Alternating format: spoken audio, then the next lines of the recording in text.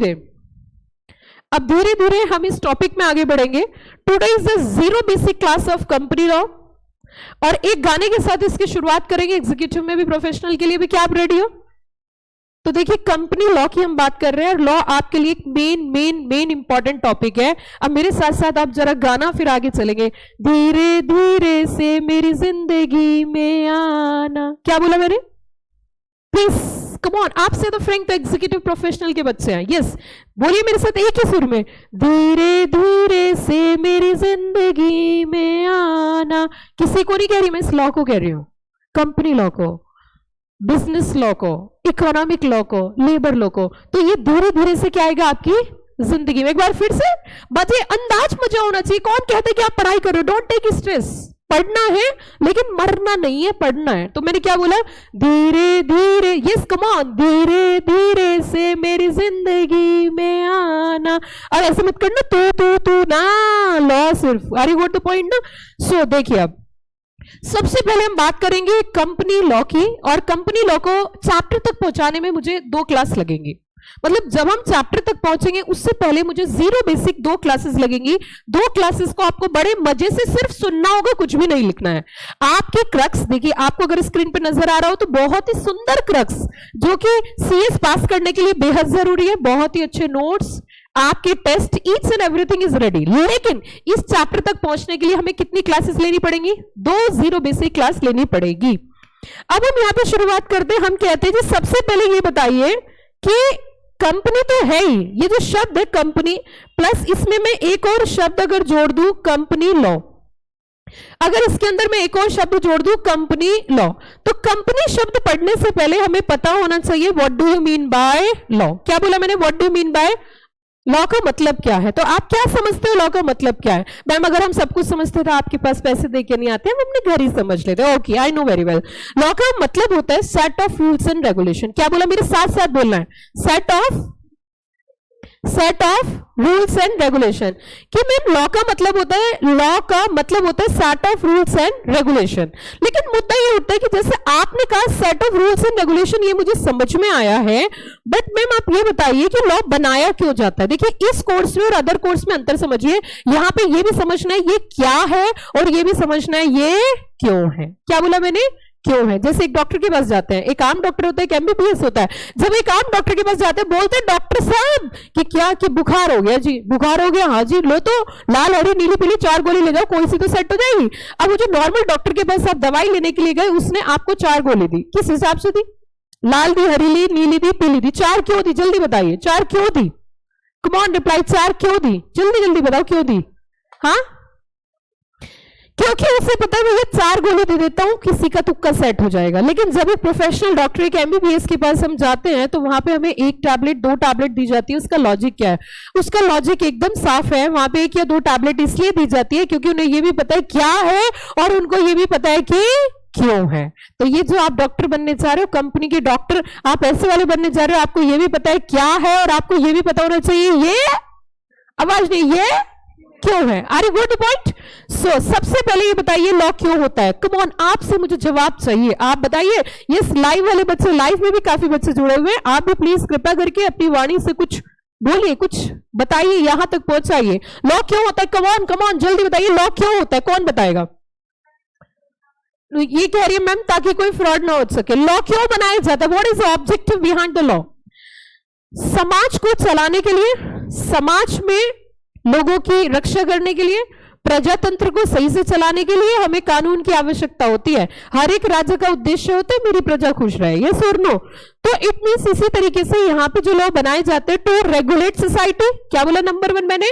To, मुझे आपकी support की जरूरत है क्योंकि मैं ऐसे नहीं पढ़ा, टू रेगुलेट सोसाइटी, ऐसे नहीं पढ़ना। क्या बोले? To regulate society, to maintain discipline in society, to maintain discipline in society, you know very well, for example red light, and last one, जब किसी का कोई नहीं होता तो कौन होता है? बताइए ना, जब किसी का कोई नहीं होता, एक बच्चा बोल रहा मैं होता हूं जी सबका है, ऐसे नहीं। जब किसी का कोई नहीं होता तो उसका कौन होता है? कानून। हमें कानून पे पूर्ण रूप से विश्वास है, हमें अपने देश की न्यायपालिका पे पूर्ण रूप से विश्वास है। इट मींस कानून का एक और उद्देश्य होता है, जब किसी के साथ अन्याय होगा तो न्याय के लिए हम किसकी राह पकड़ते हैं? कानून की। यस और नो?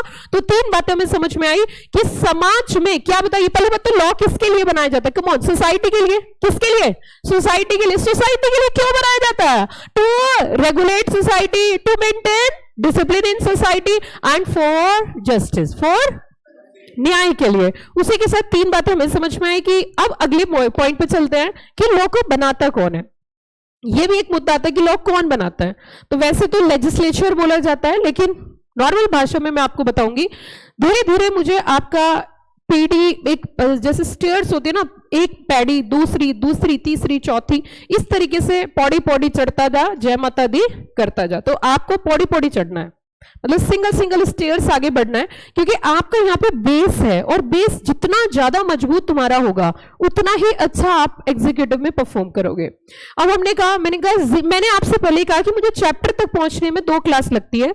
जीरो बेसिक जिसे मैं बोलती हूँ, जीरो बेसिक पढ़ाकर ही मैं चैप्टर तक जाती हूँ। फिर चैप्टर जब बच्चा पढ़ता है तो उसको ऐसा लगता है मुझे सब आता है। तो हमने यहाँ पे कहा कि लॉ किसके लिए बनाया जाता है? एक बार और मुझे जरा जोर से बता दो। लॉ बनाया जाता है सोसाइटी के लिए। क्यों बनाया जाता है? 3 बातें। पहला, to regulate society, to maintain and for justice. कौन बनाता है? हमने कहा जी गवर्नमेंट। गवर्नमेंट बोले तो सेंट्रल एंड स्टेट। ओके, अब अगला पॉइंट हम समझेंगे कि लॉ बनाया कैसे जाता है, मतलब इसका फॉर्मेट क्या होता है, किस तरीके से लॉ की तरफ बढ़ते हैं। आपने अगर एक बात सुनी हो, एक मैं लिख रही हूं यहां पे कंपनी लॉ, और दूसरा होता है कंपनी एक्ट। कंपनी लॉ और कंपनी एक्ट, क्या इन दोनों के बीच में कुछ अंतर है? यस बच्चों, कंपनी लॉ और कंपनी एक्ट। मैं उन टीचर्स में नहीं हूं, मतलब मेरा पढ़ाने का थोड़ा सा डिफरेंट तरीका है। मैं तारीफ नहीं कर रही, बिल्कुल नहीं कर रही, सबका अपना अलग अंदाज होता है, लेकिन मुझे जब तक सेटिस्फेक्शन नहीं होता मैं आगे नहीं बढ़ती। तो आप मुझे बताइए, what is the difference between a company law and a act? Company law और एक्ट के बीच में क्या अंतर है? मैम जी हमें नहीं पता। बिल्कुल जी, हमने पढ़ा नहीं आज तक, पहली बार जिंदगी में लॉ पढ़ रहे हैं, अच्छे से पढ़ाना। Okay thank you. अब सुनो जरा, कंपनी लॉ की अगर हम बात करें, कंपनी लॉ की अगर हम बात करें तो company law is a broader term. Company law is a broader term, एक बड़ा टर्म है, और एक्ट इसके अंदर आ जाता है। मैम कैसे? तो मैम जैसे हमने एक चीज तो सुनी है, क्या सुनी है जरा बताना? कंपनी एक्ट 2013, क्या आपने सुना है? ये company act 2013, company act 2013, company act 2013, क्या बोला मैंने? Company act 2013। Are you got the point? तो जब हम कंपनी एक्ट 2013 की बात करते हैं तो हमने यहां पे एक चीज देखी होगी कि ये 2013 जो है कंपनी के लास्ट में ऐड हुआ है। क्या बोला मैंने? 2013 जो है वो कंपनी के, बताइए जल्दी कहां पर? कंपनी एक्ट 2013, ये 2013 जो है कहां पे ऐड हुआ है? कंपनी के लास्ट में, एक्ट के लास्ट में 2013 आया। अब मुद्दा उठता है, मैं आपको बता देती हूं, इससे पहले जो ऐड होता था वो था 1956। 1956, क्या बोला मैंने? 1956, 1956। लेकिन अब क्या है? 2013। क्या बताया मैंने जरा बताना? 2013। पहले क्या था? 1956। अब सुनो मेरी बात, अब मेरी एक बात सुनो, ये 2013 या इसी तरीके से ऐसे बहुत सारे कानून होंगे जिनके लास्ट में जो ऐड किया जाएगा, बिल्कुल लास्ट में जो ऐड किया जाएगा वो या तो 2013 होगा या 2015 होगा, या बहुत सारे एक्ट है। जैसे फॉर एग्जांपल आपने सुना हो contract act 1872, sales of goods act 1930, partnership act 1932, Indian contract act 1872। तो हर एक्ट के लास्ट में ईयर ऐड होता है। मुद्दा होता है कि मैम ये ईयर क्यों होता है, इसका क्या लॉजिक है? ये पता होना चाहिए, नहीं पता होना चाहिए? यस और नो? अच्छा, आप है ना मान के चलो कंपनी एक्ट पढ़ रहे हो, ठीक है, आपके घर पे कोई आया और उन्होंने कहा जी क्या पढ़ रहे हो बेटा? आपने कहा जी कंपनी एक्ट पढ़ रहा हूं। अच्छा, तो उसने पूछा अच्छा ये बताओ कंपनी एक्ट जैसे 2013 लिखा है तो इसके लास्ट में 2013 क्यों लिखा है? सपोज पूछ सकता है ना कोई भी कि 2013 क्यों लिखा है? तो आपने कहा जी देखो बाहर क्या लिखा है हमें नहीं पता, अंदर सब कुछ पता है। जैसे company means a company formed and registered under company act 2013 और any other previous company law. यार ये क्या तरीका हो, मतलब बाहर क्या है वो नहीं पता, अंदर सब कुछ पता है। इट मींस वही क्या उठ जाएगा? Question mark. whenever you qualify company secretary and suppose you are going for some interview in some MNC, तो वहां पे there are some questions are asking by panelist, yes or no?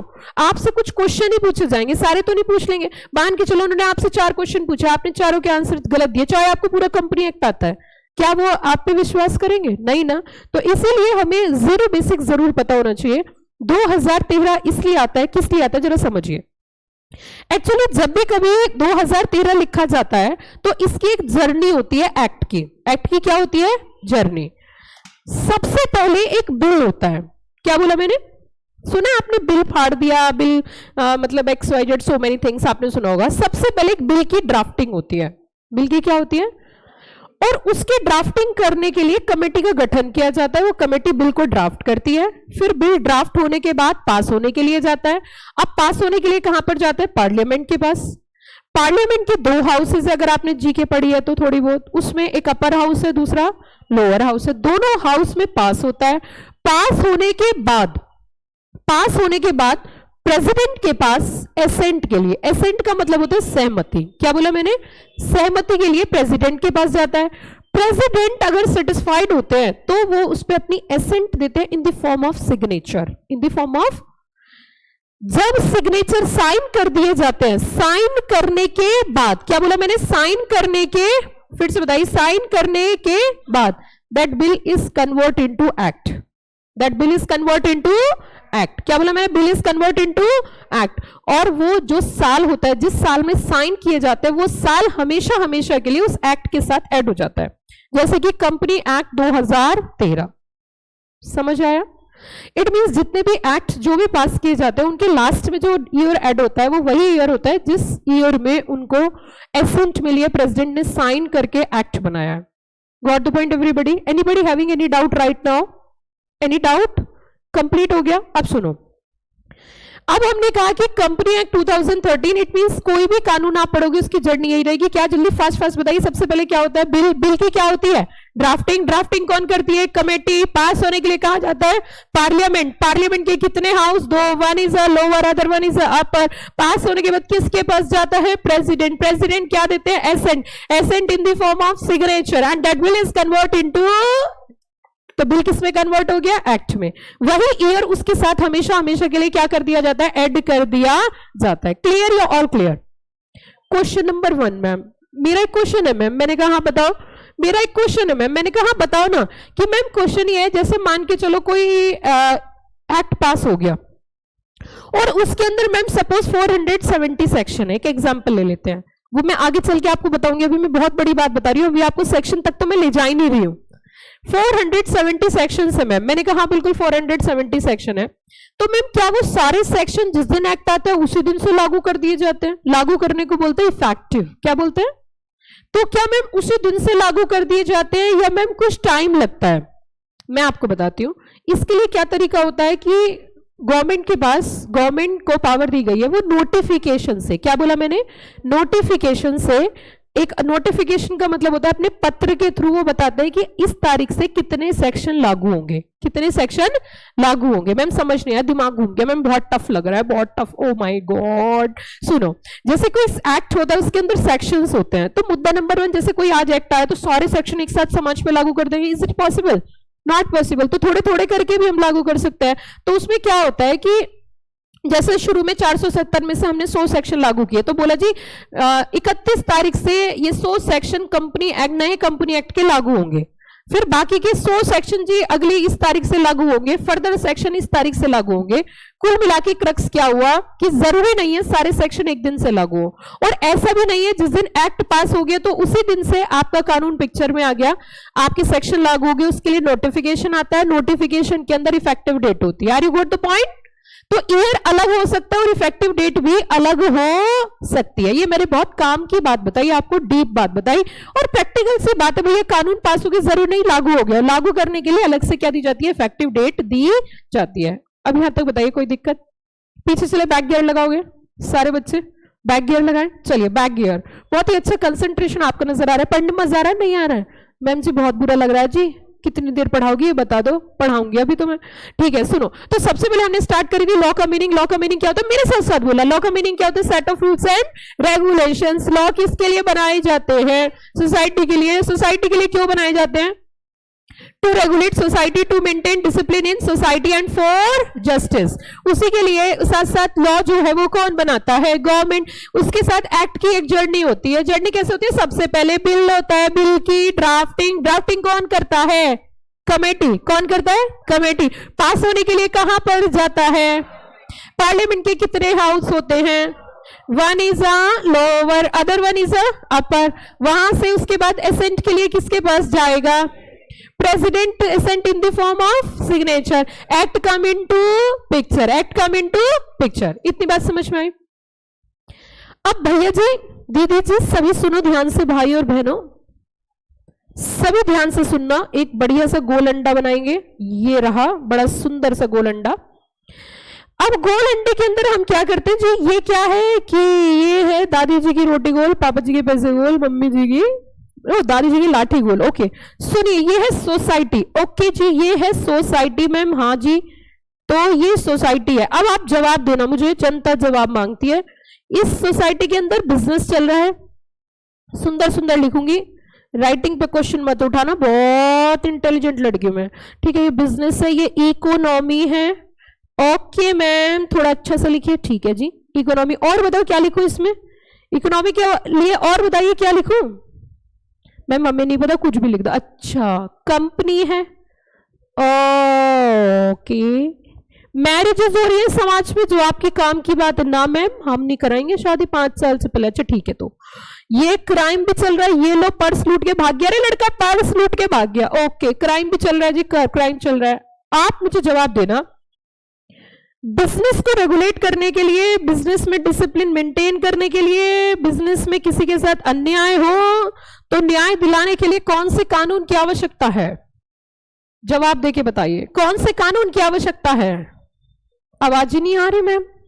Business को regulate करने के लिए, business में discipline maintain करने के लिए, बिजनेस में किसी के साथ गलत हो न्याय के लिए कौन से कानून की जरूरत है, business law.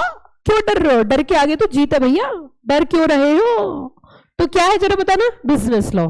I am right और रॉन्ग, अब आगे आप ही बोलते जाओगे। इकोनॉमी को रेगुलेट करने के लिए बताना मैम जी, सिंपल, इकोनॉमिक, कंपनी को रेगुलेट करने के लिए। Okay, company law. अच्छा जी, सच्ची में, हाँ जी। और जी मैम ये भी बता दो, मैरिज को रेगुलेट करने के लिए कौन सा लॉ है, बताओ कौन सा, कम ऑन रिप्लाई।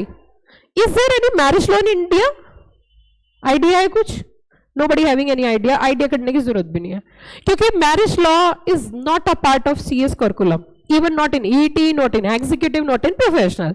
एक बच्चा बोल रहा है मैम जी ये बताओ ये पढ़ाया कहां जाता है, वही पढ़ूंगा मैं तो, एलएलबी में, एलएलबी में पढ़ाया जाएगा आपको, और प्रोवाइडेड आपने शादी से पहले पढ़ लिया तो बहुत ही अच्छी बात है, क्योंकि मैरिज लॉ के अंदर बताई जाती है राक्षसी शादी कैसी होती है, बेस्ट शादी कौन सी होती है ना, सब चीजें इसमें मैरिज लॉ के अंदर डिफाइन है।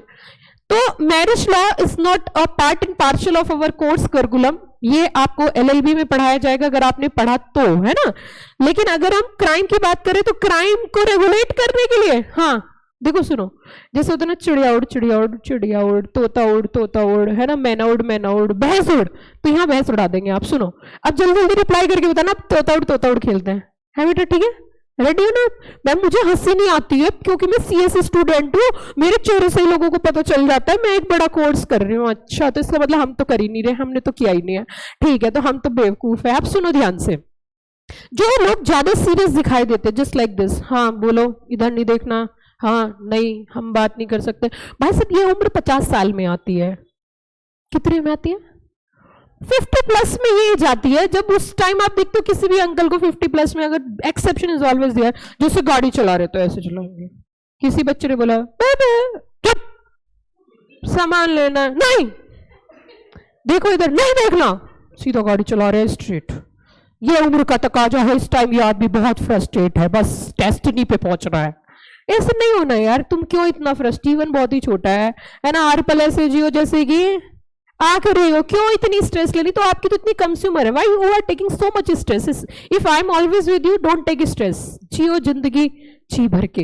तो मैंने आपसे क्या कहा, अब आप चिड़िया उड़ खेलते हैं कि सबसे पहले आप ये बताओ बिजनेस को रेगुलेट करने के लिए कौन से लॉ, कम ऑन जल्दी जल्दी जल्दी जल्दी रिप्लाई करना है, धीरे धीरे नहीं। खाने में क्या खा के आए हो, क्या खा के आए हो खाने में आज? हाँ, अब एक लड़का बोल रहा है जी 6 पराठे खा के आए हूँ, 1 कटोरा दही पी के, बस तो तू पढ़ लिया भाई, तो तू नाचे नशे में झूम जाएगा क्लास में। हाँ, क्या खा के आए बच्चों, बताओ ना क्या खा के आए हो? मैम ये बहुत पर्सनल बात है, सच्ची बताएं, हम कुछ खा के नहीं आए, हम आए लक्ष्मी नगर, समझिए आप बात। अब हम रोज चाट पकौड़ी खाएंगे, क्योंकि हम डेली बाहर आएंगे तो 100 का पत्ता लेके आएंगे, उसमें से छोले भटूरे, छोले कुलचे, गोलगप्पे, ऐसे चक्कर में मत पड़ना, ढंग का खाना, ठीक है? तो आप चलिए, आप मुझे बताइए बिजनेस को रेगुलेट करने के लिए कौन, जल्दी बताइए। आवाज नहीं भाई साहब, बिजनेस लॉ, ओके। इकोनॉमी को रेगुलेट करने के लिए, ओके। कंपनी को रेगुलेट करने के लिए, मैरिज को रेगुलेट करने के लिए मैरिज लॉ, अच्छा। और क्राइम को रेगुलेट करने के लिए क्रिमिनल लॉ है। एक चाटा मारो अपने गाल पे ऐसे। भाई क्राइम को रेगुलेट करते हैं, क्राइम को रोकने के लिए, क्या बोला मैंने, मतलब to promote crime, to regulate crime, to maintain discipline in crime, yes और नो? सो क्राइम को रोकने के लिए कौन सा लॉ होगा? क्रिमिनल लॉ, यस और नो? सो सोसाइटी में जो जो चीजें हमें रेगुलेट करनी है उसके लिए स्पेसिफाइड लॉज बनाए जाते हैं। सपोज बिजनेस के लिए बिजनेस लॉ, मैम हमें क्या पढ़ना है, आपको हर तरीके का कानून पढ़ना है। But if you are concerning about the company law, company law की अगर हम बात करें, company law is a core area of company secretary courts, and every professional society company everybody is expected, you are expert in company law. And if you are concerning about the syllabus के अंदर भी आप देखोगे वहां पे साफ लिखा है to become expert in a company law. It doesn't matter कि आप other laws नहीं पढ़ोगे, other laws also a part and parcel of CS course, but the expectation of ICSI is very clear to become expert in a company law. Okay, so your core area, main area, and you have to more focused in law portion. But ऐसा कुछ नहीं है कि ET पास करने के लिए other चीजें पढ़ना जरूरी है, इको भी पढ़ो, कम्युनिकेशन भी पढ़ो, लेकिन मैम आप क्या कहना चाह रही हो? मैं क्या कहना चाह रही हूँ? मैं कहना चाह रही हूँ कि लॉ वाली टीचर के साथ दिल से पढ़ो, लॉ को भी दिल से पढ़ो, ठीक है ना? और सब जितने पढ़ने हैं बहुत अच्छी बात है, लेकिन आपके लिए लॉ जो है वो मेन और कोर एरिया है। Got the point everybody? चलो अब सुनो अगली बात। अब आपकी बात करते हैं CSEET की। किसकी बात करते हैं? फुल फॉर्म पता है? CS बनने के लिए पहला पढ़ाओ, ये सुनो, CS एग्जीक्यूटिव एंट्रेंस टेस्ट, ठीक? तो चलिए जी, अब आपके कोर्स के अंदर मैम कौन कौन से लॉ पढ़ना है ये बताना जरा। हमें पढ़ना है कंपनी लॉ, हमें पढ़ना है बिजनेस लॉ, बिजनेस लॉ के अंदर कॉन्ट्रैक्ट है, बिजनेस लॉ के अंदर आपका हम टॉर्ट भी पढ़ेंगे, और उसी के साथ साथ एक एलिमेंट ऑफ CS करके चैप्टर है वो हम पढ़ेंगे, और हम पढ़ेंगे भाई सब कानून की माता जी है मैम। हाँ, जितने भी कानून है उनकी सबकी माता जी भी हमें पढ़नी है। मैम बताना क्या नाम है, बता सकता है कोई बच्चा जो सभी कानून की माँ है? माँ, हाँ सही बोले। कॉन्स्टिट्यूशन ऑफ इंडिया, क्या बोला मैंने? Constitution of India is also part of your syllabus. Got the point everybody? तो वो भी हमें पढ़ना है। बट अभी हमने शुरुआत करेंगे कंपनी लॉ से, और जो कि हमने शुरुआत करी भी है। आप क्या बता सकते हो कि किसी भी कानून के बाद 2013, 14, 15, 16 क्यों ऐड किया जाता है? बताइए क्यों ऐड किया जाता है, क्या बता सकते हो? बताइए जल्दी जल्दी। क्योंकि उसी साल में, उसी ईयर में एक्ट पास हुआ है, इसीलिए वो ईयर उसके नाम के साथ ऐड कर दिया जाता है। ठीक है बच्चों, आगे बढ़ो। चलिए, तो वीर तुम बताओ, ये कहानी आपने पढ़ी है कि पोएम? वीर तुम बढ़े चलो, धीर तुम बढ़े चलो, सामने पहाड़ है, कुछ पढ़ा भी है? नहीं जी ma'am. Bank account debit to cash account, share application, और मैम सोल प्रोप्राइटरशिप, मैम ये पढ़ा हमने, और मैम इतना पढ़ा कि बस पूछिए मत। अच्छा, फिजिकल एजुकेशन वाले बच्चों, मैथ्स वाले, मैथ्स लेके वैसे तुमने कर क्या लिया? बेमतलब स्ट्रेस लिया ना। जिंदगी में आसान चीजें वो चीज लो जिसमें अच्छा कर सके, ये सुनो। ज्यादा मान के चलो, हमें पता है यार हम CS बनने लायक, और हम कहीं जो हम तो IAS बनेंगे, अननेसेसरी स्ट्रेस हो जाएगा ना। पता है कि CS के बाद मैथ्स का अभी आपका कोई खास ज्यादा रोल है नहीं, और अगर मैथ्स इतना ही अच्छा और इतना ही प्यारा, इतनी मोहब्बत हमें मैथ्स से होती तो हम CS वाले बच्चे होते हैं। हम करते हैं IIT, JEE, वो क्या क्या होता है ना, IIT एंड NGO, उनसे बात करके देखो भाई सब ऐसे बोलते हैं, what are you doing, what are you doing, class 10 के बाद आपने क्या लिया है? तो आप बोलते थे commerce. Commerce commerce, there is no scope of commerce, you know. अच्छा तूने क्या लिया? मैंने PCB ली है या PCM ली है, ओके। अच्छा 12 के बाद आप क्या करोगे? आप बोलोगे पता ही नहीं। पता यार कैसा स्टूडेंट है, सही नहीं पता 12 के बाद क्या करेगा। उनसे पूछो क्या करोगे? Actually after passing class 12 I will go to Kota for preparation of IIT and JEE and NEET and all blah blah blah. ऐसे ही होता है ना। लोग कॉमर्स वाले बच्चों को थोड़ा सा हम मानते हैं, थोड़ा सा मानते हैं कि कॉमर्स कोर्स बहुत अच्छा है। क्यों? साइंस भी बहुत अच्छा है, लेकिन उसको करने के लिए अलग दिमाग चाहिए, इसको करने के लिए दोनों चीजें सही हैं। जो जिसको सूट कर जाए वो उसके लिए अच्छा। ये सुन लो, कुछ अच्छा करना है चाहे कॉमर्स में करो या फिर साइंस में करो, लेकिन करना कुछ अच्छा है, बस ये हमारा ड्रीम होना चाहिए। कभी किसी को अंडर एस्टिमेट नहीं करना कि कोई अगर बच्चा आपको आपके साथ का मिल गया। एक्चुअली आप जो अभी हो ना, जैसे कि अभी आप 18 साल के हो, आप ये मेहनत करोगे, आपके जिंदगी के 10 साल शुरू हो गए। अगर आपने मेरी ये वाली बात मान ली ना, मैं सच बता रही हूँ ईमानदारी से, 10 साल के बाद आप मेरे से जब मिलने आओगे ना, तो एक बड़ी सी गाड़ी में आओगे, बात तय है। गाड़ी तो आपके पास आई जाएगी 10 साल में। पूछो क्यों? बड़ी या छोटी? देखो, अगर बड़ी की बात करें वो तुम कमा के ले लोगे, और छोटी की बात करें तो शादी में मिली जाएगी, तो गाड़ी तो तुम्हारे पास आई जाएगी, ये तो डैम श्योर है। लड़का तो वो भाई साहब ऐसे गर्दन हिला रहा है, वो तो ऐसे हिला रहा है, पास होना पड़ेगा तब मिलेगी, ठीक है। हाँ, कह रहा मैम मैंने तो गेट भी बड़ा करवा लिया। मैंने कहा क्यों? कि मैम गाड़ी आएगी। मैंने सोचा लड़की के लिए इतना बड़ा गेट करवा रहा है, लेकिन ये तो गाड़ी के लिए बड़ा गेट करवा रहा है। तो सुनिए, ध्यान दीजिए, मैं आपसे क्या कहना चाह रही हूं कि यहां पे जब हम बात करेंगे बेसिकली कंपनी लॉ की, तो कंपनी लॉ में हमने एक चीज समझ ली है, लॉ का मीनिंग हमने क्लियर कर लिया। अब हम अगला टॉपिक पढ़ने जा रहे हैं, कंपनी। क्या बोला मैंने? COMPANY, company. अब इसमें समझना जरा। एक्चुअली मान के चलो आपको कोई बिजनेस करना है, मैं आप ही की राय लेती हूं, और यहां से अब हम थोड़ा सा कंपनी लॉ की तरफ बढ़ेंगे। मान के चलो आपको कोई बिजनेस करना है। अब बिजनेस करने के दो रास्ते हैं, एक डायरेक्ट वे है, इनडायरेक्ट वे है। मैम डायरेक्ट वे कैसे? जैसे मान के चलो आपको शूज का बिजनेस करना है। सपोज मैं आपसे पूछती हूं कि अगर आपको जूतों का व्यापार करना है तो इसके लिए क्या ऑप्शन है? बताओ जल्दी से। जूतों का व्यापार करना है तो इसके लिए क्या ऑप्शन है? कैसे करोगे आप? मैम मैन्युफैक्चरिंग कर लेंगे, दुकान खोल लेंगे, फैक्ट्री खोल लेंगे, यही है ना। मुझे जूतों का बिजनेस करना है, I am interested to start their own venture for manufacturing of shoes, Bata से भी बड़ा। मेरे लिए कुछ ऑप्शन बताओ, मेरे लिए कुछ ऑप्शन बताओ कि मुझे जूतों का बिजनेस करना है, मेरे लिए कुछ ऑप्शन बताइए। If you have any idea. कोई आइडिया नहीं है, पूरा का पूरा जो सब्जेक्ट आप पढ़ोगे उससे पहले मुझे आपको एक स्टोरी सुनानी है। उस स्टोरी के बेसिस पर आपका क्लास 12th में आपने कहीं ना कहीं पढ़ा होगा मोड्स ऑफ बिजनेस, कितने मोड्स में हम बिजनेस कर सकते हैं, वो तमाम चीजें हम एक स्टोरी के थ्रू पूरा का पूरा समझेंगे। आपको स्टोरी का मजा लेना है, और लास्ट में मजा आए तो क्या करना है? वाह वाह। फीस मत दो, कोई दिक्कत नहीं है, लेकिन वाह वाह जरूर कर दिया करो। गॉट द पॉइंट ना?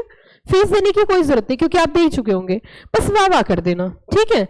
अब सुनो मेरी बात, एक स्टोरी के थ्रू पूरा कॉन्सेप्ट समझेंगे। एक्चुअली क्या हुआ, एक गोलगप्पे वाले भैया थे, नीचे बैठते थे, उनका नाम था कॉमर्स गोलगप्पे वाला। क्या नाम था? पार्टिसिपेट करना, कहानियां सुनते हो घर पे? मैम रात को कहानी की कहानी अब कोई नहीं सुनाता, ना नानी है ना कहानी है, अब तो जो चलती है बस फोन में कहानी चलती है, डिडिंग डिडिंग डिडिंग यही चलता है। मैम सुनो मेरी बात, अब नीचे एक दुकान है, उनका नाम क्या है? कॉमर्स गोलगप्पे वाला। क्या नाम है बताना? ओके, कॉमर्स गोलगप्पे वाला है। और जितने भी बच्चे CS पीती सिंह क्लासेस में कहीं भी लक्ष्मी नगर में पढ़ते हैं, एक एक एक एक रूमर फैल गया है कि जो व्यक्ति कॉमर्स गोलगप्पे वाले का गोलगप्पे खा लेता है वो CA CS CM में सब बन जाता है। तो हर एक बच्चा उनके यहाँ पे गोलगप्पे खाने जरूर जाता है, चाहे पढ़े या ना पढ़े। अब एक दिन क्या हुआ, कोई बच्चा, आप अपना नाम बताइए, आप बहुत ही मासूम लग रहे हो, क्या नाम है आपका? दिव्यांशी। Full name? दिव्यांशी। चलो मैं दिव्यांशी, दिव्या बोल सकती हूँ प्यार से? हाँ मैं प्यार से नहीं दिव्या बोल रही हूँ, बहुत लंबा सा अच्छा सा नाम है। दिव्या के साथ वाली सहेली का नाम? पायल। अरे वाह कितना अच्छा नाम है। पायल है छनकाई अब तो आ जाना हर जाए, क्या बात है, बहुत बढ़िया। क्या हुआ कि दिव्या नीचे गोलगप्पे खाने गई, दिव्या नीचे गोलगप्पे खाने के लिए गई, 10 रुपए लेके गई, उसमें 4 गोलगप्पे आते हैं, और पायल से बोले पायल तू भी चलेगी यहाँ, कि 2 तेरे 2 मेरे की, ठीक है। अब नीचे पहुंचे, एक गोलगप्पा दिव्या ने खाया, दूसरा गोलगप्पा पायल ने खाया। जैसे इन बच्चों ने गोलगप्पे खाए तो गोलगप्पे इतनी ट्रस्टिंग थे, इन्होंने कहा वाह यम्मी, ऐसे करके इन्होंने किया। तो जैसे ही ऐसे करके किया, गोलगप्पे वाला आउट वहां से। अब 2 गोलगप्पे दोनों के रह गए। अब गोलगप्पे वाला भाई साहब अपनी टोकरी वोकरी लेके सिर पे रख के अपना पानी वानी भाग लिया। अब दिव्या ने कहा लूट गए भैया, ये तो पैसे लेके भाग गया, 5 रुपए लेके भाग गया। दोनों उसके पीछे दौड़ने लगी। अब जैसे ये दोनों बच्चियां पीछे दौड़ रही हैं और उसे कह रही भैया मेरे 2 गोलगप्पे देता जाओ, ऐसे ऐसे करके बुला रहा है। अब थोड़ी दूर जाके क्या हुआ, वो भैया ने सांस लिया, वो रुका। हाँ बताओ, तुम्हें ज्यादा जल्दी थी तो ऊपर से ही पी लेती गोलगप्पे। आपको पता है, अब ये लड़कियां पूछे भैया आपको ऐसी क्या दिक्कत हो गई, जब तक हमने आंखें खोली आप वहां से गायब हो गए। उसने कहा आपको नहीं पता, एमसीडी वाले आ गए थे, चालान कर देते 1000 रुपए का, उतना मैं कमाता नहीं हूं जितना मेरा नुकसान होता। लड़कियों को बड़ा दुख हुआ, रोने लगी वहीं खड़े होके। भैया ने अपनी ऐसी दास्तां सुनाई, लड़कियां वहीं टप टप आंसू बहाने लगी। फिर पायल ने कहा दिव्या से कि दिव्या बस चल, आज तो दुख हो रहा है। घर यहाँ पहुंची, कोचिंग में मेरे पास आई कि मैम हम जिस गोलगप्पे वाले भैया के पास गोलगप्पे खाने के लिए जाते हैं ना, एक्चुअली उनके साथ एक इशू है कि क्या कि मैम गोलगप्पे बहुत अच्छे बनाते हैं बट उनका बिजनेस अनऑर्गेनाइज्ड है, और जब भी एमसीडी वाले आते हैं तो वो गोलगप्पे उठा के चले जाते हैं। तो ma'am please suggest some good idea, because company secretary is not only a company secretary, he and she is also a business facilitator. तो ये मेरे पास आई, मुझे बड़ा दुख है। मैंने कहा ठीक है, अपने भैया को बुला के लाओ। गोलगप्पे वाले भैया आए, मैंने उनसे पूछा भैया पहले आप ये बताइए क्या आप शादीशुदा हो? बोलते मैम आपने कैसी बात पूछी, मेरी शादी कौन करेगा, मेरी कोई इनकम ही नहीं है। मैंने कहा तू रो मत, टेंशन ना ले, सब काम होंगे। ये बता तेरा कोई दोस्त है? कि हाँ मेरा एक दोस्त है, पर मैम वो अभी मेरे पास नहीं, वो कहीं बाहर है। मैंने कहा छोड़ तू, अगर तुझे बिजनेस करना है कि हाँ करना है, बिजनेस करना मतलब तेरे को गोलगप्पे बनाने आते कि आते हैं मैम, ठीक है तो कोई नहीं, तू उस दोस्त को बुला। कि मैम वो दोस्त वैसे तो पैसे में बहुत अच्छा है लेकिन उसके कुछ खर्चे हैं, उसके कुछ क्या है, कुछ खर्चे हैं। मैंने कहा क्या क्या खर्चे हैं? कि मैम जैसे कि मैम वो सुल्फा लेता है, गांजा लेता है, विस्की लेता है, वाइन लेता है, हीरोइन लेता है, कोकीन लेता है, करीना भी ले लेता है। नहीं मैम नशीले पदार्थ का सेवन करता है। मैंने कहा कोई दिक्कत नहीं, तुझसे बुला के ला। मैंने उससे बुलाया, रिप्लाई आप ही करोगे, मैंने उससे बुलाया, मैंने उससे पूछा भैया तुम दोनों मिलके एक बिजनेस स्टार्ट कर लो, तुझे कुछ नहीं करना, तू अपने घर पे रहना, बस थोड़ा सा amount they they. In future जो भी प्रॉफिट होंगे, जो भी लॉसेस होंगे, profit and losses both are sharing equal ratio, है ना। एंड आपको एक दुकान लेनी है, उस पर बिजनेस स्टार्ट करना। Please fast reply, what is the mode of doing business here, बताइए क्या है ये। और उन दोनों का एक एग्रीमेंट साइन कर दिया। Wonderful answer by my students, it's a form of partnership, क्योंकि वहां पे प्रॉफिट शेयरिंग रेशियो डिसाइड हो रहा है। आफ्टर सम टाइम इतना ज्यादा गोलगप्पे वाला भैया फेमस हुआ कि नॉर्थ साउथ ईस्ट वेस्ट पूरी दिल्ली के बच्चे लक्ष्मीनगर गोलगप्पे खाने आने के लिए पहुंचने लगे। आप मुझे बताइए उनके लिए अब उनको अपना बिजनेस एक्सपेंड करना चाहिए नहीं करना चाहिए? भाई और बहनों जवाब दीजिए, क्या अपना बिजनेस एक्सपेंड करना चाहिए नहीं करना चाहिए? क्या अपना बिजनेस को आगे बढ़ाना चाहिए नहीं बढ़ाना चाहिए? Answer is yes. अब क्या करना चाहिए? वहां पे उन्हें एक ब्रांच ओपन करनी चाहिए, यस और नो। और ब्रांच ओपन करेंगे तो क्या रिस्क बढ़ेगा कि नहीं बढ़ेगा? बोलिए ना जल्दी से, क्या रिस्क बढ़ेगा कि नहीं बढ़ेगा? और रिस्क बढ़ेगा तो जो उसका पार्टनर है उसने हाथ खड़े कर दिए जी, I am not interested to expansion of business, so I am not interested. Then what is the option available here? Partnership is dissolve, yes और नो। अब रहा अकेला कौन? गोलगप्पे वाला। उससे कहा भैया कि हाँ, कि तू तो अकेला रह गया, कि हाँ। वो फिर दोबारा वापस आया। मैंने कहा कोई दिक्कत नहीं, there is a issue in India before 2013 but after 2013 there is a new concept introduce in a company act 2013 that is a one person company, जिसे हम बोलते हैं ओपीसी। क्या बोला मैंने? ओपीसी मतलब one person company. Got the point? अब one person company की अगर हम बात करें, ओपीसी कॉन्सेप्ट जो है वो नया कॉन्सेप्ट इंट्रोड्यूस किया गया कंपनी एक्ट के अंदर, और उसमें क्या किया गया कि even a single person can do business in a company form. एक व्यक्ति भी कंपनी के फॉर्म में बिजनेस कर सकता है ना, एक व्यक्ति भी कंपनी के फॉर्म में बिजनेस कर सकता है। अब सोल प्रोप्राइटर ने क्या किया? अपनी ओपीसी बनाई। क्या बनाई?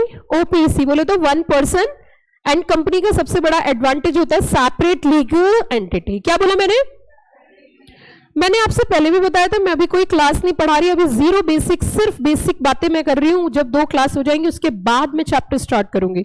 सो हमने कहा कि भैया यहाँ पे एक सिंपल सी बात हमें समझ में आई कि क्या कि जो है ओपीसी के अंदर मतलब कंपनी का एक सबसे बड़ा एडवांटेज होता है सेपरेट लीगल एंटिटी, कि अगर प्रॉफिट भी हुआ तो कंपनी का, लॉसेस भी हुआ तो भी कंपनी का है, उसको पर्सनल एसेट्स अफेक्ट नहीं होंगे। अब क्या है कि उसने उसका बिजनेस चारों तरफ फैलने लगा और इंडिया में उसको और अदर ब्रांचेस ओपन करनी है। उनके लिए बेस्ट ऑप्शन बताइए क्या करना चाहिए, क्योंकि ओपीसी की एक लिमिट होती है, उसके बाद उनकी जो बेनिफिट्स है वो सब खत्म हो जाते हैं। तो नॉर्मल प्राइवेट कंपनी बनानी पड़ेगी, यस और नो? और नॉर्मल प्राइवेट कंपनी बनाने के लिए at least 2 persons are required, 2 directors and 2 members. Now I am asking a question from a commerce गोलगप्पे वाला, are you married? Yes ma'am, right now I am married. Okay, तो आपकी wife director member बन जाती है और आप भी प्राइवेट कंपनी इनकॉर्पोरेट कर दो, yes और नो? आप मुझे बताइए, पहली स्टेज पे कॉमर्स गोलगप्पे वाले का बिजनेस था, आंसर इज यस, लेकिन फॉर्म क्या थी? Sole proprietorship. दूसरी स्टेज पर भी बिजनेस था, लेकिन फॉर्म क्या थी? पार्टनरशिप। तीसरी स्टेज पर भी बिजनेस गोलगप्पे का ही था, लेकिन फॉर्म क्या थी? ओपीसी। चौथी स्टेज पे प्राइवेट कंपनी। पूरे विश्व, पूरे हिंदुस्तान, हर जगह वो अपनी ब्रांचेस ओपन करना चाहता है। क्या ह्यूज फंड्स की जरूरत है कि नहीं है?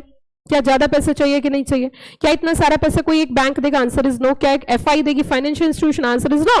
तो आम जनता से पैसे इकट्ठे करने पड़ेंगे, यस और नो? और आम जनता से मतलब पब्लिक से पैसे सिर्फ एक ही कंपनी इकट्ठा कर सकती है। आंसर दीजिए जल्दी से, कौन सी कंपनी? Public company. कौन सी company? Only a public company is eligible to raise funds from public। तो उसे कन्वर्ट करके किसमें फॉर्म करना पड़ा? Public company. ये मैंने आपको स्टेप बाय स्टेप तरीका बताया कि किस तरीके से बिजनेस बढ़ते हुए हम फॉर्म चेंज करते हैं और कैसे कैसे बिजनेस को आगे बढ़ाते हैं with the help of a simple story. I think so concept is clear. आपने पूरी क्लास के दौरान क्या क्या बेसिक चीजें पढ़ी, एक बार आपको रिवाइंड कराती हूँ, फिर उसके बाद टाटा बाय बाय, फिर मिलेंगे कब? परसों। इट मीन सुनिए ध्यान से। सबसे पहली बात हमने स्टार्ट किया, आज सिर्फ हमने पढ़ा what do mean by the law. मेरे साथ साथ बोला, law means a set of rules and, आवाज नहीं आ रही भाई सब, set of rules and. Law किसके लिए बनाया जाता है? सोसाइटी के लिए। लॉ क्यों बनाया जाता है?